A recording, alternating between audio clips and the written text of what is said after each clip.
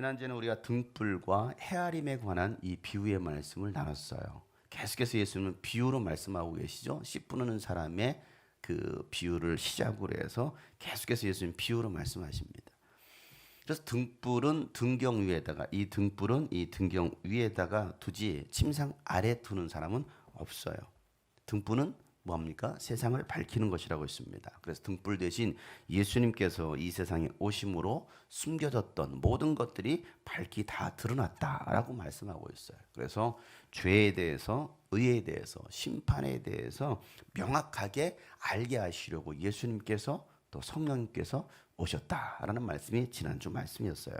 그래서 요한복음 16장 8절부터 11절 말씀에 보면 그가 오시면, 성령이 오시면 죄와 의와 심판에 대하여 세상의 잘못을 깨우치실 것이다. 그러면 죄에 대해서 깨우친다는 건 뭐냐?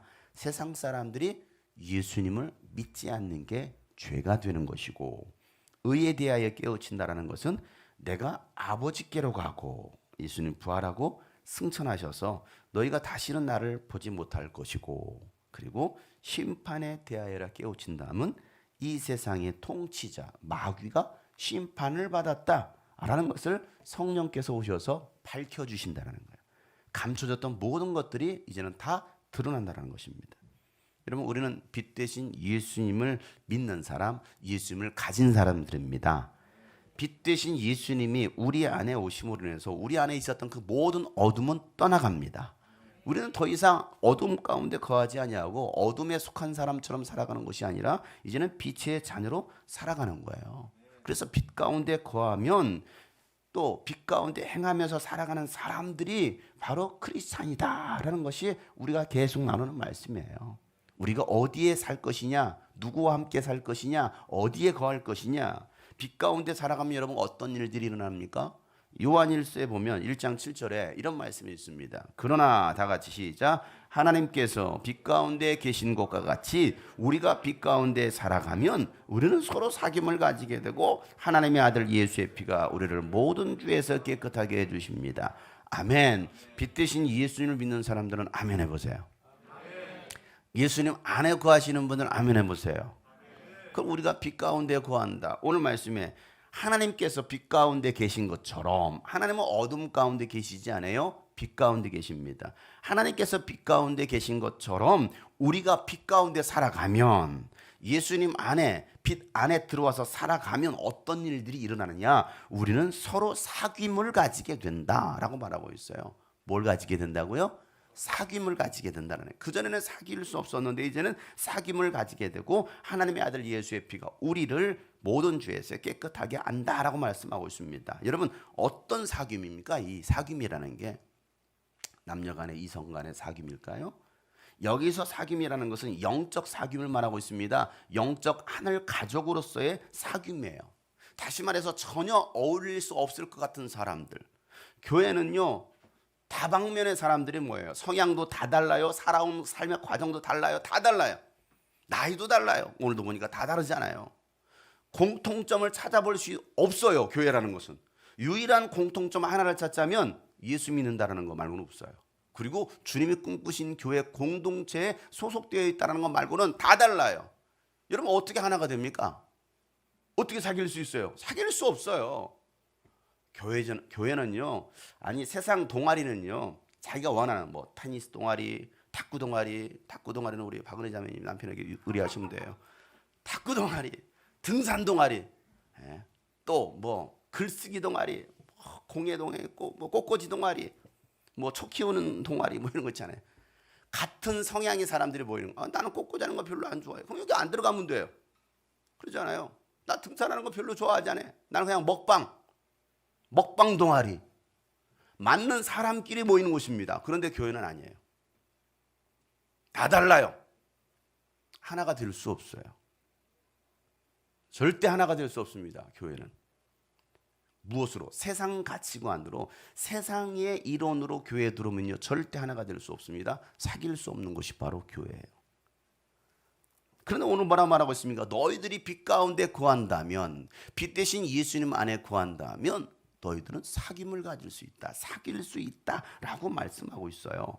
그러니까 전혀 어울릴 수 없는 사람, 나와 맞지 않는 사람인데 예수 그리스도 빛 가운데 거하고 성령께서 하나 되게 하신 것을 힘써 지킨다면 사귈 수 있다라는 거예요. 쉬워요? 어려워요. 의도적으로 사귀는 거예요. 내가 이소라 자매 별로 마음에 안 들어. 성향이 나하고 맞지 않아. 그런데 의도적으로 사귀는 거예요. 의도성을 가지고서. 그게 뭡니까? 이게 배려예요. 희생입니다. 양보입니다. 사랑인 거예요. 그러한 배려와 섬김과 이해가 없이는요, 절대 교회 안에서는 사귐이 이루어지지 않습니다. 그러니까 성령께서 하나 되게 하신 것을 힘써 지켜라. 누가 지키는 거예요? 이 사람이요? 나부터 지켜주는 거예요. 나부터. 왜 장혜림 자매를 나를 섬겨주지 않지? 그냥 아빠라고 무시하나? 아니요. 섬겨주는 거예요. 먼저, 내가 먼저. 그럴 때 하나 될 수 있다. 그럴 때 사귐이 가능하다는 것을 성경이 말하고 있는 것이죠. 그래서 성령께서 하나 되게 하신 것을 힘써 지키면서 하나됨을 만들어가는 곳, 그것이 바로 교회인 것이지. 그렇게 하지 않고서는 절대 교회는 하나가 될 수 없습니다. 교회는 저절로 자동으로 이루어지는 게 아니고요, 수동적으로 이루어지는 것이 바로 교회 공동체인 거예요. 내 힘으로 하지 않고 오직 성령의 능력으로 이해하고 사랑하고 섬기고 함께하는 거. 그럴 때에 이 영적 사귐이 이루어진다. 그래서 에베소서 2장 19절 말씀에 그러므로 이제부터 여러분은 이방인, 외국 사람도 아니요, 나그네도 아니고, 그저 왔다가 한번 거쳐가는 그런 나그네도 아니고 성도들과 함께 하나님 나라의 시민이라는 거예요. 하늘 시민, 천국 시민, 그리고 우리는 하나님의 가족입니다 라고 얘기하고 있어요. 이게 어떻게 가능하다고요? 성령으로만, 빛 가운데 거할 때만 가능한 거예요. 이 에베소 교회에 바울이 이와 같은 말을 했을 때는요, 그들은 이방 사람들 아닙니까? 그 이방 사람들 교회가 에베소 교회가 세워졌잖아요. 이방인 사람들이 모인 곳에 거기 다민족이 다 모였어요. 에베소라는 지역에 다민족이 모였죠. 거기 또 유대인들이 그 안에 들어갔어요. 율법적인 시각으로 봤을 때 유대인과 이방인이 어떻게 하나가 됩니까? 노예와 주인이 어떻게 그러면 하나가 됩니까? 말이 안 되는 거예요. 말이 안 되는 것을 가능케 하는 것이 교회라는 것이죠. 근데 그것은 오직 성령을 통해서만이, 예수를 통해서만이 가능하다라고 성경은 계속해서 그 얘기를 하고 있는 거예요. 내 의지 가지고서 뭔가 하려고 하지 마시고요, 성령께서 주시는 그 은혜와 능력으로 하나 될 수 있는 우리 모든 성도들 되기를 주의 이름으로 축복합니다. 이들이 등불을 등경 위에 둔 사람들이라는 것입니다. 그리고 천국이라는 것은 대충 한다고 해서 갈 수 있는 것이 아니다. 교회 와서 한번 예배 드렸다고 해서 천국 갈 수 있는 것도 아니고 신중하고 철저하게 헤아리라는 거예요. 너희의 헤아림으로 너희가 헤아림을 받을 것이고 그들에겐 더하여 줄 것이다. 이게 지난주 말씀이잖아요. 계산하는 거예요. 계산은 아주 신중하게, 철저하게. 그러니까 신앙생활은요, 철저하게 내가 하나님의 말씀대로 살아가고 있는가 다 확인하셔야 돼요. 점검하셔야 됩니다. 이런 점검의 과정 없이 그냥 대충 한 말 주세요, 한 대 주세요, 그냥 대충 이게 한 대야 아니잖아요. 죄를 정확하게 재라는 거예요. 정확하게. 신앙생활은 이와 같이 하는 것이지 대충 한다고 해서 하나님 나라 들어가는 게 아니야. 지금 예수님 계속 하나님 나라에 대한 비유를 말씀하고 있습니다. 하나님 나라는 이와 같은 거야 라고 말씀하시면서 오늘 말씀도 하나님의 나라는 이와 같은 거야 라고 말씀하시고 계시잖아요. 그러니까 영적으로 게으른 자는 그가 가진 것마저도 빼앗아서 누구에게? 있는 자에게 더 주실 것이다 라고 말씀하고 있어요. 사모하는 자에게는 더 주실 것이라는 거예요. 그러나 영적으로 게으르고 나태한 사람들은 그 있는 것마저도 빼앗길 것이다 라고 말씀하고 있어요. 뭐 하다가 빼앗깁니까? 졸다가 빼앗겨요. 졸다가. 조는 사람이 27,000명 있어요. 빼앗긴다니까. 영적으로 게으르다가 말씀이 들어가지 못하는 거예요. 네 가지 밭. 우리는 빼앗기는 자가 될 것이냐, 더해지는 자가 될 것이냐. 이 가운데도 빼앗기는 자가 있고 더해지는 자가 있어요. 이왕이면 빼앗기지 말고 더해지는 여러분 되시길 바랍니다. 1 플러스 1, 2 플러스 1이 돼야 되잖아요. 왜 있는 것마저도 빼앗깁니까? 그래서 우리는요, 신앙을 점검하고 또 신앙을 또 돌아보는 거예요. 무엇이 기준이 되어서 하나님의 말씀이 기준이지 사람의 말이 기준이 아니에요. 하나님께서 뭐라고 말씀하시는 거야? 이게 되지라 해준다. 이게 헤아린다라는 의미인 거예요. 그래서 오늘 말씀도 하나님 나라에 대한 비유. 야, 하나님의 나라는 어떤 곳인지 아느냐? 라고 말씀하시는 거예요. 하나님 나라가 도대체 어떤 곳이야? 여러분, 하나님의 나라가 눈에 보입니까? 보이지 않아요. 그런데 예수님은 야, 하나님 보이지 않는 이 하나님의 나라가 어떤 곳인 줄 알아? 이 하나님의 나라는 누가 가질 수 있는 줄 알아? 여러분, 우리가 이 교회에 오는 이유가 어디 있습니까? 하나님 나라 가려고 하는 거 아니에요? 그렇잖아요. 하나님 나라에 갈 목적이 아니라 여기 왜 나옵니까, 여러분? 그냥 절에나 가고 아니면 집에서 쉬고 아니면 놀러 가죠. 단풍놀이 가죠. 그런데 왜 이 시간에 우리가 이 약속된 시간에 이 장소에 모였습니까? 하나님의 나라를 사모하기 때문에, 하나님 나라를 가기를 원하기 때문에 우리가 모여서 예배하는 거 아니에요? 오늘 26절 말씀 예수님께서 말씀하시기를 하나님의 나라는 이렇게 비유할 수 있다. 어떤 사람이 땅에 씨를 뿌려놓고 이렇게 시작합니다. 예수님께서 또 하나님 나라에 대한 비유를 말씀하시는데, 씨를 뿌린다라는 거, 어떤 사람이 와서 씨를 뿌린다. 하나님의 나라는 눈에 보이지 않아요. 이 보이지 않는 세계를 예수님께서 비유로 말씀하십니다. 왜 비유로 말씀하신다고 했죠? 깨달을 사람만 깨달으라는 거예요. 하나님의 나라는 다 공개된 게 아니에요. 다 오픈된 게 아니에요.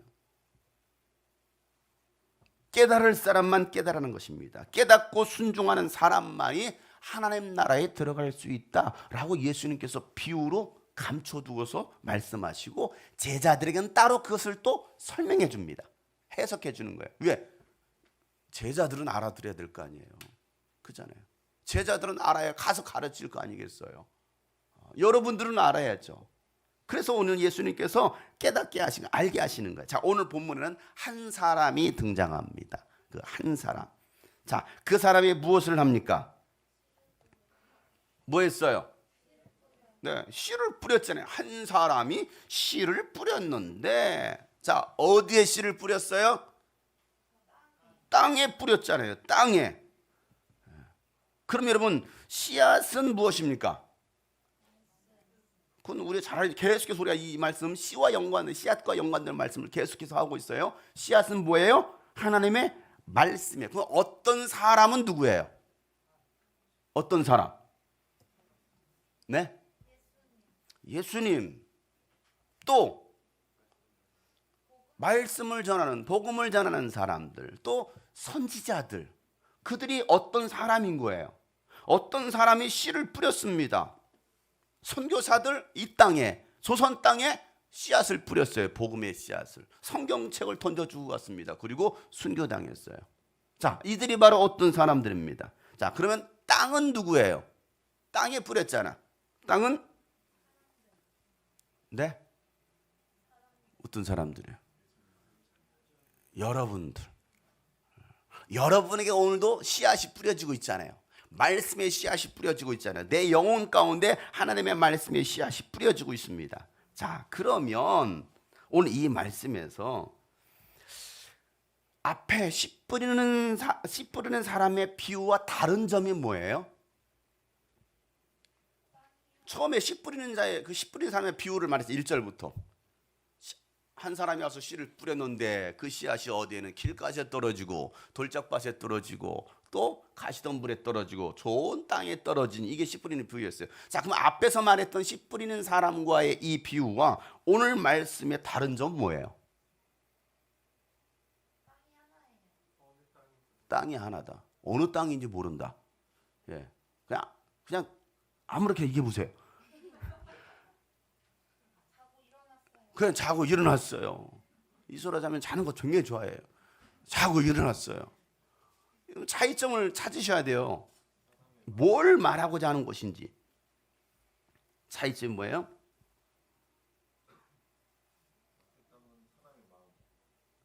그럼 뒤에 땅은요? 짐승의 마음이요? 앞에 땅은 사람의 마음이고 뒤에는 무슨 마음이에요? 어떻게 그렇게 된지 모른다. 뭐 그렇게 써 있어요, 지금 이렇게. 자, 한 사람이 씨앗만 뿌리고 갔다 이렇게 말하고 있어요. 씨앗만 뿌리고 갔다. 그리고 뭐 했어요? 밤낮 자고 일어났다 이거예요. 어떻게 된지 모른다. 씨앗만 뿌리고 갔지 그 씨앗을 자라게 하는 것이 무엇이라고 말씀하고 있어요?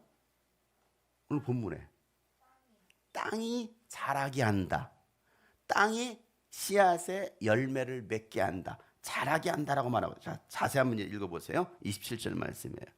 다 같이 시작. 밤낮 자고 일어나고 하는 사이에 그 씨에서 싹이 나고 자라지만 그 사람은 어떻게 그렇게 되는지를 알지 못한다. 자, 그 사람은 알아요, 몰라요? 몰라요. 뭐하고 갔을 뿐이에요? 씨만 뿌리고 갔어요. 제가 여러분한테 씨를 뿌리고 갔어요. 그 씨앗이 여러분에서 자라는지 안 자라는지 저는 알 수 없어요. 수많은 선지자들이 와서 씨앗을 뿌리고 갔습니다. 조선 땅에 열매가 맺을까 몰라요. 그리고 그들은 순교당했습니다. 죽었습니다. 아니 이 땅에 발을 내딛지도 못한 채 죽은 사람도 있었습니다. 어떻게 될지 몰라요. 그리고 이 대한민국에 기독교가 130년이 지났어요. 앞에서 비유로 말씀하셨던 씨 뿌리는 비유에는요, 어떤 밭이냐에 따라서 열매를 맺었느냐 안 맺었느냐라고 말씀하시잖아요. 4가지 밭 중에 열매를 맺은 밭은 몇 개예요? 하나밖에 없었어요. 어떤 밭? 좋은 밭밖에 없었어요. 3가지 밭은 열매를 맺지 못했다. 자, 그런데 오늘 이 말씀은 더 자세하게 자라는 과정을 말하고 있어요. 자라가는 과정. 그전에는 그냥 30배, 60배 좋은 땅이면 30배, 60배, 100배 열매를 맺는다라고 말했는데 오늘 말씀에는 더 자세하게 자라는 과정을 말하고 있습니다. 자, 씨를 뿌린 사람은 씨만 뿌리고 갔어요. 그리고 밤낮 자고 일어나는 것을 반복합니다.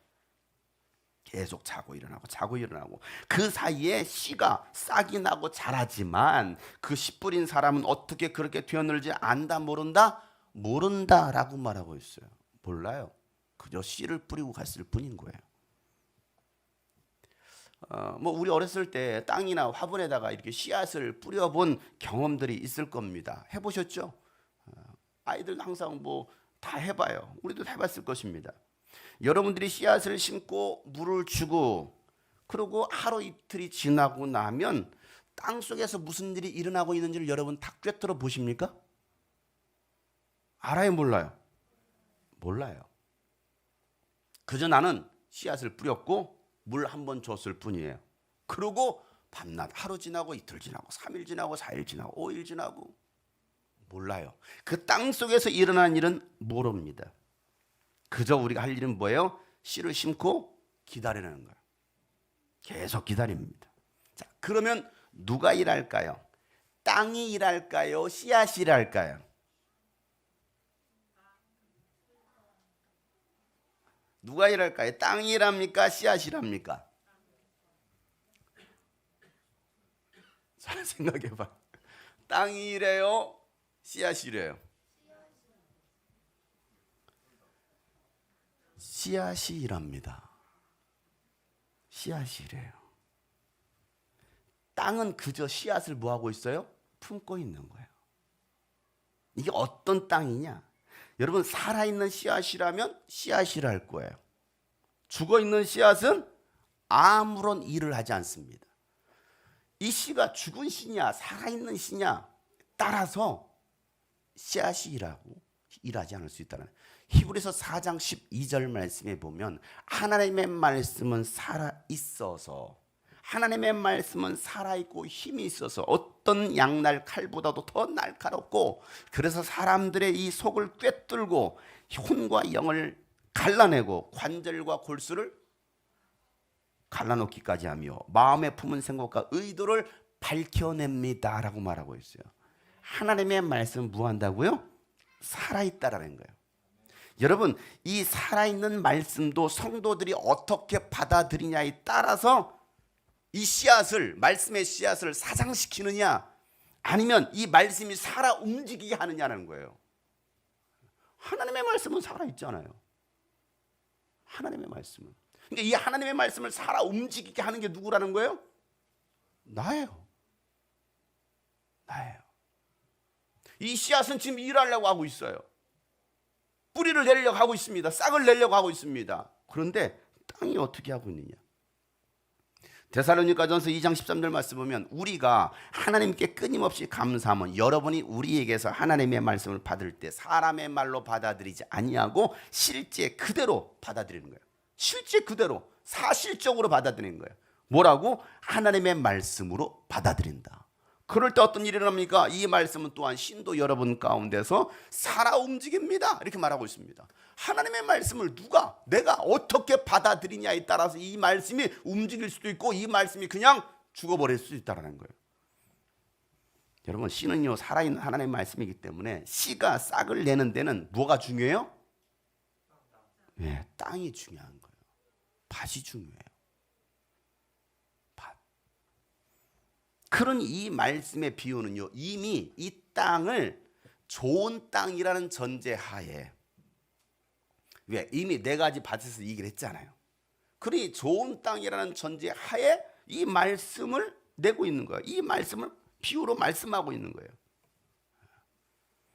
내가 좋은 땅이라면 저절로 열매를 맺게 한다라고 이 비유로 말씀하시면서 열매 맺는 과정을 말씀하십니다. 열매 맺는 과정을. 자, 28절 말씀 다 같이 시작.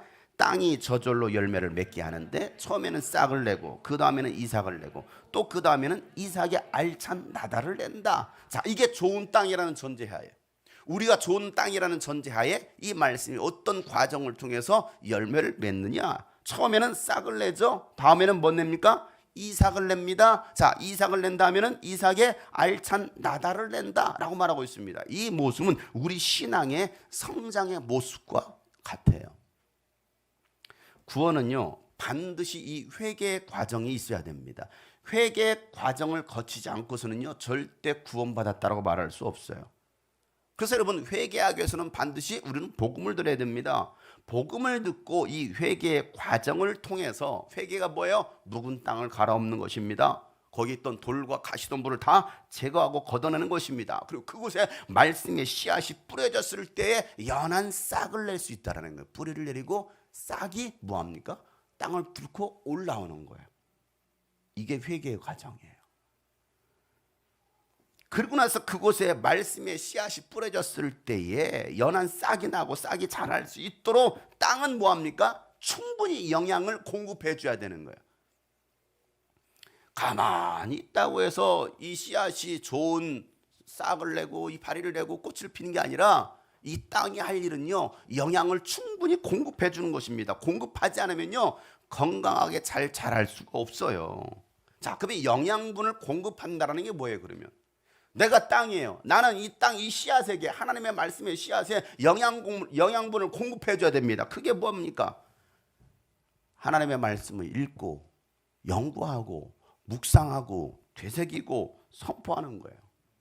이게 하나님의 명령이자 우리가 살아가야 될 방식, 우리의 생명줄이 이거예요. 이거 하지 않으면 절대 어떤 씨앗도 열매를 맺지 못합니다. 아무리 좋은 씨앗이라 할지라도 이거 과정이 없으면 절대 열매 맺지 못해요.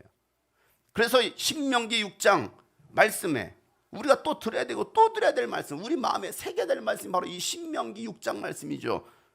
쉐마 이스라엘, 들으라 이스라엘. 자, 6장 4절부터 9절 말씀이에요. 다 같이 한번 큰 소리로 시작. 이스라엘은 들으십시오. 주님은 우리 하나님이시오. 주님은 오직 한 분뿐이십니다. 당신들은 마음을 다하고 뜻을 다하고 힘을 다하여 주 당신들의 하나님을 사랑하십시오. 내가 오늘 당신들에게 명하는 이 말씀을 마음에 새기고 자녀에게 부지런히 가르치며 집에 앉아 있을 때나 길을 갈 때나 누워 있을 때나 일어나 있을 때나 언제든지 가르치십시오. 또 당신들은 이것을 손에 매어 표로 삼고 이마에 붙여 기호로 삼으십시오. 집 문설주와 대문에 써서 붙이십시오. 아멘.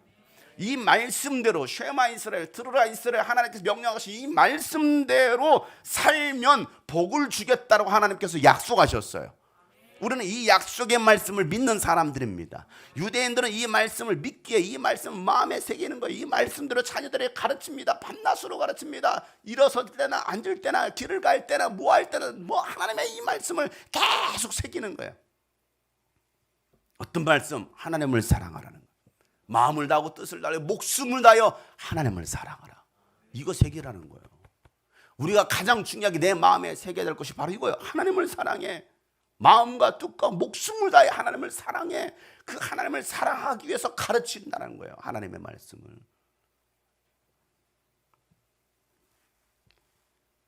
이 말씀 우리 성도들이 다 외웠으면 좋겠어요. 신명기 6장 4절부터 9절 말씀까지 다 외우세요.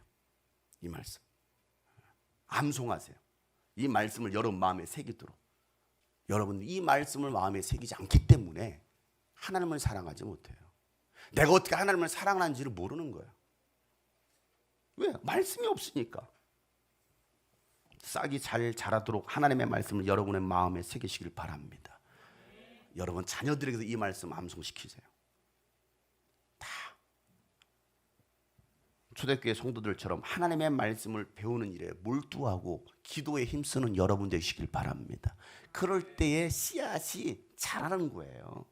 사도행전 2장 42절 말씀에 보면 그들은 사도들의 가르침에 몰두하고 서로 사귀는 일과 빵을 떼는 일과 기도하는 데 힘썼다 말하고 있잖아요. 말씀을 배우는 데 몰두합니다. 그리고 뭐 하는데? 서로 사귀는 일에. 아까 사귐에 관한 말씀을 나눴잖아요. 서로 사귀는 일에. 사귀세요. 자꾸 사귀세요. 그리고 성찬을 하고 빵을 떼고 같이 식사를 하고 기도하는 데 힘썼다. 이게 안 되면요, 개인도 무너지지만 교회 공동체도 무너지는 거예요. 그동안 코로나 때문에 이거 못했잖아요. 다 막았잖아요. 다 막아놨어. 식사 교제하는 것도 다 막아놨어. 양육받고 훈련받는 것도 다 막아놨어. 모여서 함께 예배하는 것도 다 막아놨어. 그러니까 무너질 수밖에 없는 거예요. 이렇게 씨앗이 싹이 나고 잘 자라면 이삭을 냅니다. 어린아이 신앙에서 청년의 신앙이 되는 거예요. 어린아이의 신앙은요, 옳고 그른 것이 무엇인지를 몰라요. 아이들한테 물어보면 이게 옳은 일인지 이게 그런 일인지 이게 죄인지 의인지를 알지 못해요. 분별력이 없습니다. 그래서 바른 성경 공부를 통해서 잘 자라게 해야 됩니다. 죄가 무엇인지, 하나님의 의가 무엇인지, 하나님은 도대체 누구이신지, 하나님께서 무엇을 원하시는지, 하나님의 뜻은 무엇인지 여러분 제대로 알지 못하면요, 우리는 걸려 넘어지는 거예요. 시험에 드는 거예요. 왜? 말씀이 없으니. 내 안에 말씀이 없으니 여러분 무엇으로 여러분 지탱합니까? 어린아이들은요 쉽게 넘어갑니다. 쉽게 유혹에 빠집니다. 이게 어린아이 신앙이에요. 그렇게 자라서 청년의 신앙이 되면 열매를 맺을 수 있는 이삭을 냅니다. 이삭. 열매를 맺을 수 있는 이삭. 이렇게 이삭까지 생겼네요. 이삭. 이게 뭡니까? 씨앗을 담을 수 있는 씨방이 생기는 거예요. 욕한 거 아니에요? 씨방. 이런 씨방을 얼마나 가지고 있느냐에 따라서, 여러분들이 얼마나 이 씨방을 가지고 있느냐에 따라서 영향이 좀 그런가요? 다시 하겠습니다.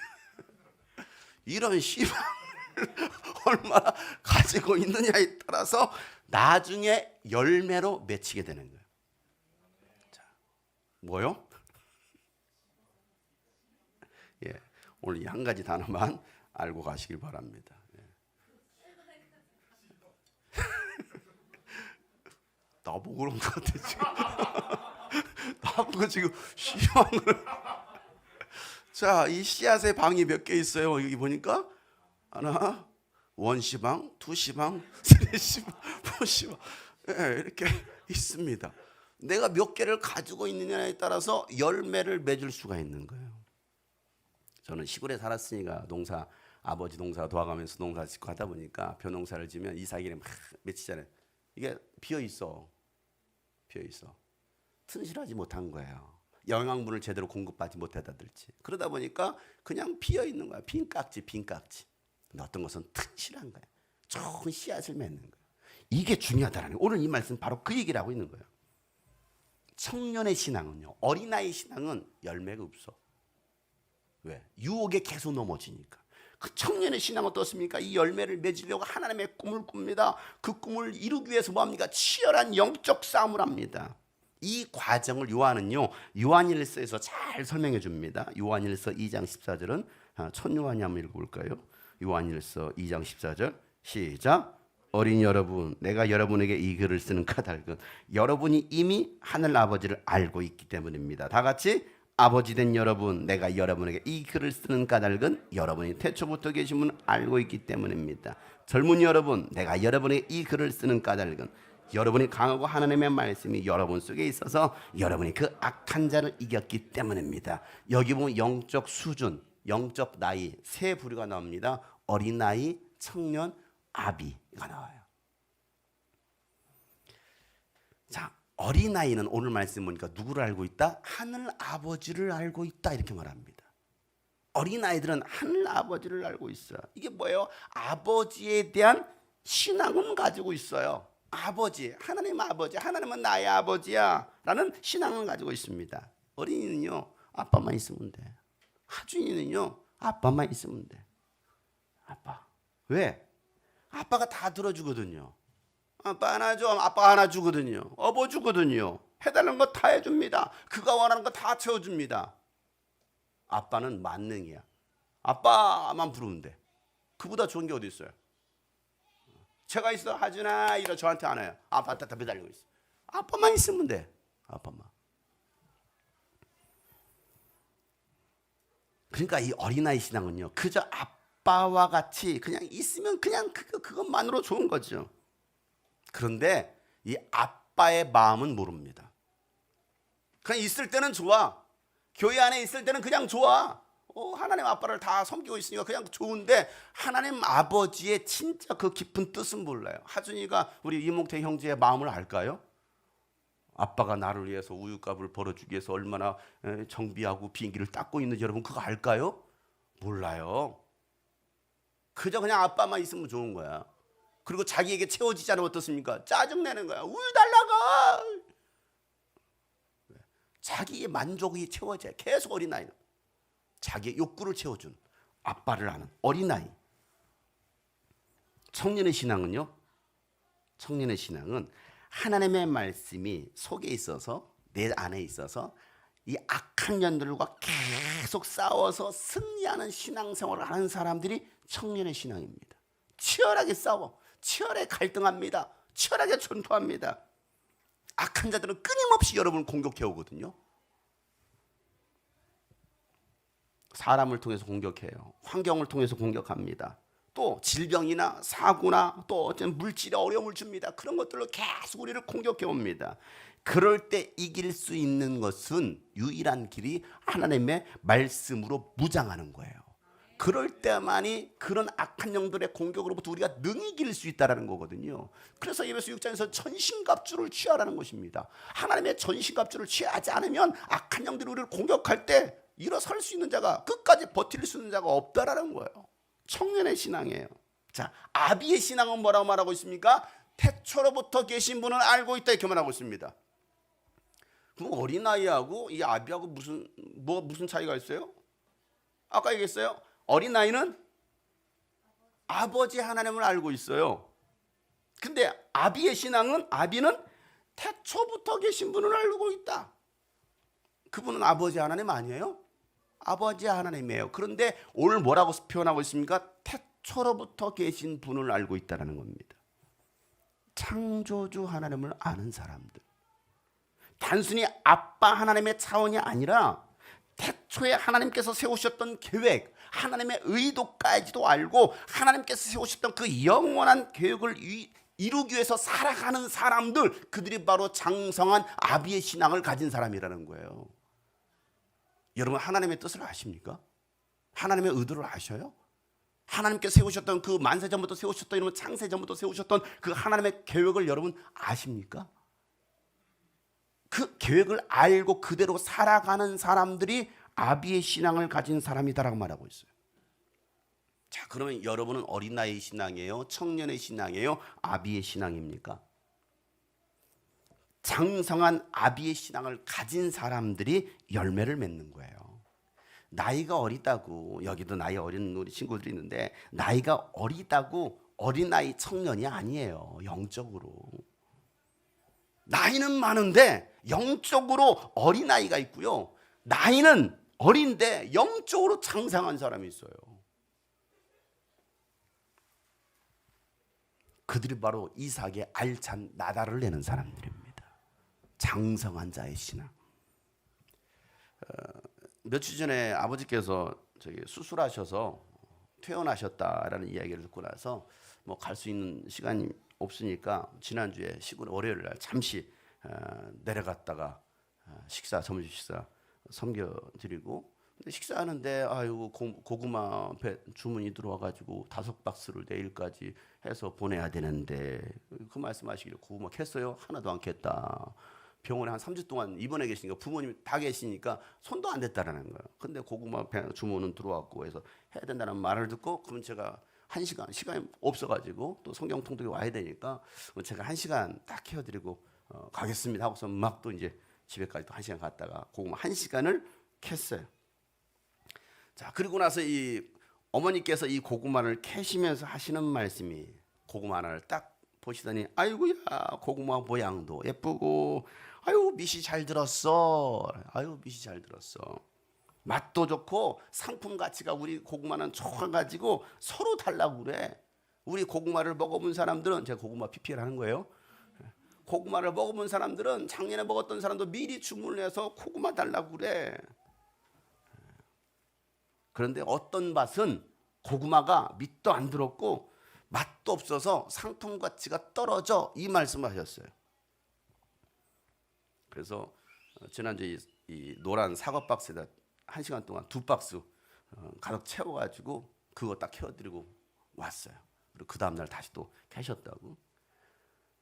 그래서 어떻게 하면 또 이 고구마를 또 팔아드릴까 하고 제가 이제 저기 SNS에다 올렸어요. 고구마 있습니다, 필요하신 분들 했더니 몇 분이 문의를 줬는데, 이틀 뒤에 전화가 왔어. 용성아, 고구마 다 팔았다.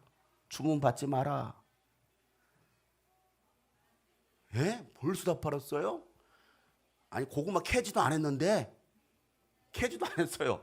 다 캐지도 않았는데 이미 주문을 다 받아가지고 계산해가지고 그냥 더 달라는데 더 줄 수 없어서 5박스 달라는 사람은 4박스만 주고, 이렇게 해서 그냥 이미 주문만 받아놓고 나중에 팔려고. 보지도 않았는데. 왜요? 가치가 좋다라는 거예요. 여러분 사셔서 드실 수 없습니다. 내년 거 예약 받겠습니다. 제가 무슨 얘기를 하고 있습니까? 땅은요 좋은 열매를 내놓아야 그 땅의 기능을 다하는 거예요. 땅이 좋지 못하면요 씨알도 좋지 못해요. 근데 땅이 좋으면 고구마 씨가 좋고 고구마가 맛이 든다라는 거예요. 열매를 내놓지 못하면요 더 이상 그 땅은 쓸모없는 땅이 되는 거예요. 그러나 열매가 익으면 뭐합니까? 낫을 대죠.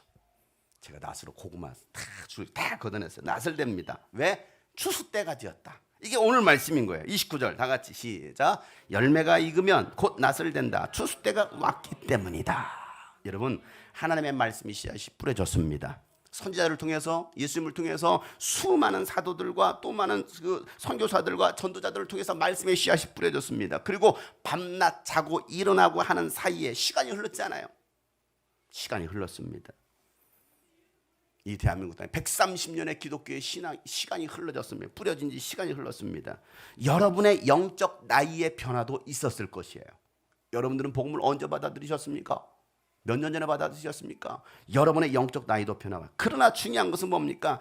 영적 시간표가 흘러서 이제는 마지막 추수의 때, 요한계시록의 때가 왔다라는 거예요.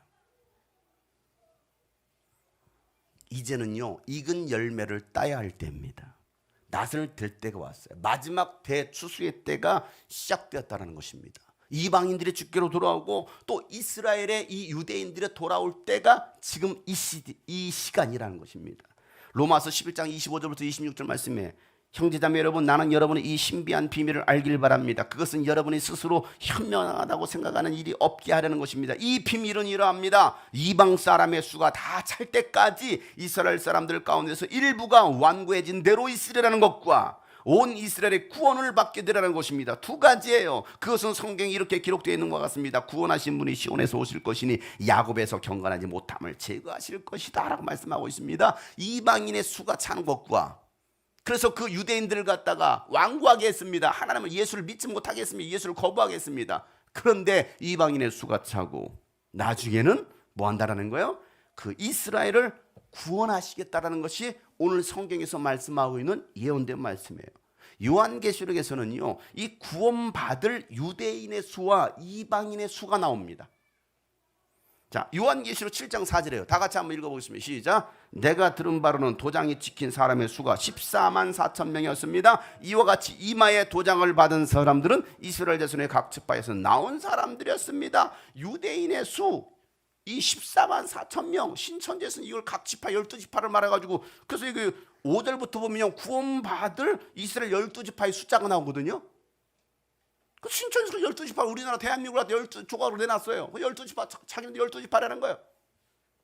그 구원의 숫자 14만 4천 명을 채우면 그들은 이 땅에 지상낙원, 새하늘과 새 땅, 신천지를 세운다라고 주장하는 거 아닙니까? 근데 14만 4천 명이 넘어갔어요. 그러니까 언약을 다시 바꿨어요. 언약 수정.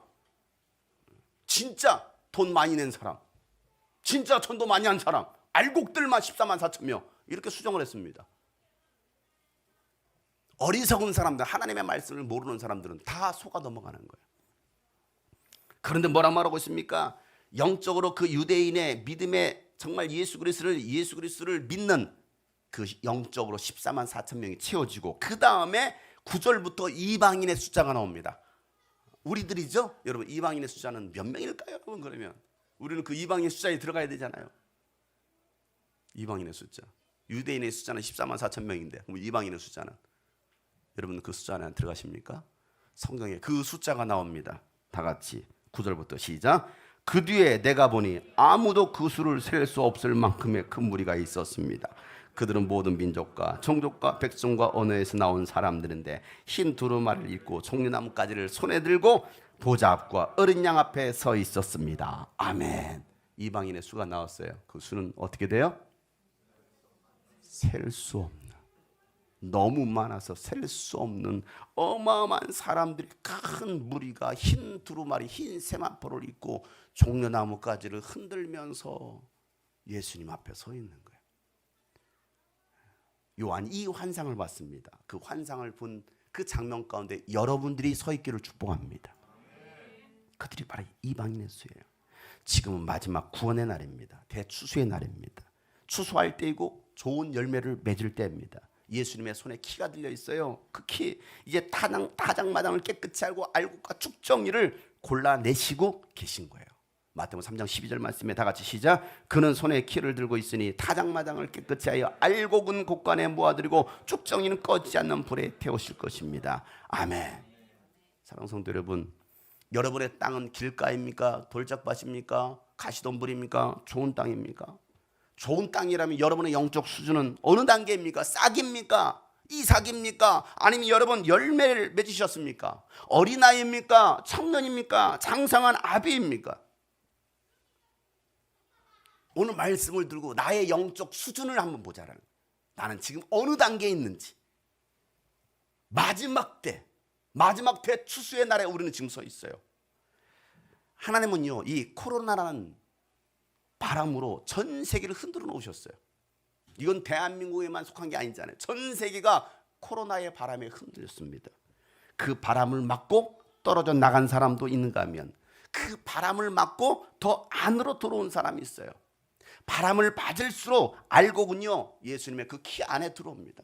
예수님의 손에는 키가 들려 있다고 했어요. 바람을 맞으면 맞을수록 아무리 코로나가 불든지 말든지 알곡은요, 이 키 안으로 들어옵니다. 그러나 열매가 아닌 쭉정이는요, 이 바람을 맞고 떨어져 나갑니다. 바람에 흩날리는 거예요. 이게 쭉정이에요. 그리고 그 떨어져 나간 것은요, 그걸로 끝나지 않고 쭉정이들은 다 모아 불에 태워버리겠다라고 성경은 말씀하고 있어요. 이게 예수님 말씀이에요. 이게 하나님 나라의 비밀이다. 바리새인들은 들어도 깨닫지 못합니다. 열매 맺지 못합니다. 그런데 여러분들은 이 말씀을 듣고 깨닫고 성장하고 성숙해져서 좋은 열매를 맺을 수 있기를 주의 이름으로 축복합니다. 오늘 이 말씀을 듣는 여러분의 신앙은 싹을 내고 이삭을 내서 좋은 열매를 맺는 좋은 땅, 장성한 크리스찬이 되기를 주의 이름으로 축복합니다. 다음 주는 우리가 한 해를 돌아보는, 하나님께 베풀어 주신 그 은혜를 감사하고 또 지금까지 먹이시고 입히시고 우리를 돌보시고 채워주신 것에 대한 하나님께 감사하는 절기예요. 하나님께서 이스라엘 백성 너희는 1년에 3번씩 나에게 나와서 하나님께 추수감사 예배 감사 절기로 드려라라고 말씀하셨습니다. 그들은 뭐합니까? 하나님께서 약속하신 하나님께 택하신 그곳에 나와서 하나님께 예배합니다. 전심으로 하나님께 제물을 드립니다. 그 하나님께 나올 때는 감사함으로 나올 때는 절대 빈손으로 나오지 마라. 왜? 하나님께서 우리에게 모든 것을 채워주셨기 때문에. 그래서 마음에서 우러나오는 감사로 드릴 때 하나님께서는 더 풍성하게 채워주시겠다라는 것이 성경의 가르침이에요. 내 생애 최고의 추수감사가 될 수 있도록 여러분 기쁨의 예배를 드리시길 바랍니다. 이번 주까지 여러분 매일 감사 노트 혹시 아직까지도 못 받으신 분 오늘 가져가서 여러분 일주일 남았는데 여러분 매일 감사 노트 쓰세요. 매일 성경 통독, 매일 기도, 매일 헌신하고 매일 전도하는 거 다음 주에 다 가져오시면은 하나님께 우리가 감사의 제사로 감사 예배로 드릴 겁니다. 그리고 하나님께서 가장 기뻐하시는 영혼 추수를 이 주님의 재림을 준비하는 저와 여러분 되시기를 주 이름으로 축복합니다.